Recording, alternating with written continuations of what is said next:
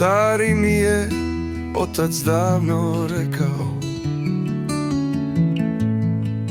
jednog dana kada budeš djecu stekao, nemoj da im išta fali, ruku ne podiži ni u šali. Oče moj, nadam se ponosan da si njihove bluze suza nikad ne ukvasi. Osmijeh im uvijek lice krasi, Bog nekih čuva i spasi. Nikad puno imali nismo, parče hljeba, malo masti, ali znali smo da sveci nas čuvaju i da duša nikad ne prestaje rasti. Gledaj me, oče, vidiš li, majko,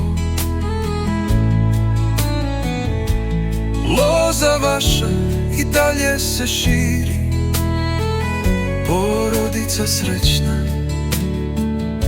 u miru i slozi.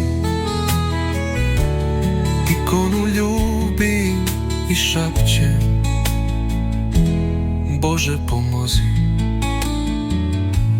Gledaj me, oče, vidiš li, majko, loza vaša i dalje se širi, porodica srećna u miru i slozi. Ikonu ljubim i šapćem, Bože pomozi. Starog praga kada se sjetim,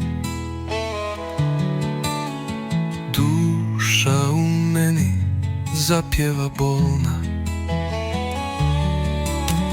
krila da dobijem ptica kad bih postao, u žitna polja bih se vratio i tamo ostao. Vratit ću se jednog dana,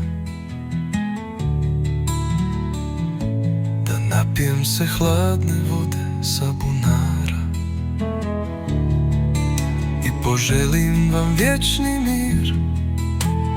Željet ću to dok sam živ.